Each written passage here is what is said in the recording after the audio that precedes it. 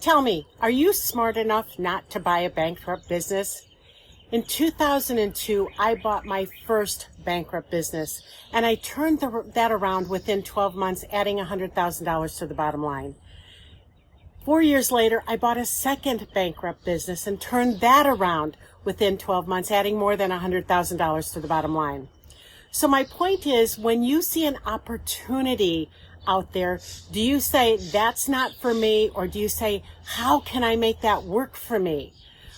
When we also had that same philosophy when it came to running our business. When people came into the business, I trained my staff to say yes every time.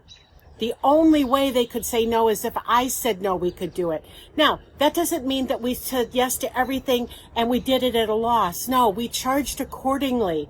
So if somebody came in and they needed something special, I always said yes. If they needed a special mold, we created it. If they needed a special time frame, we created it. But we charged accordingly, because you have to understand what your margins are and your profits are on orders.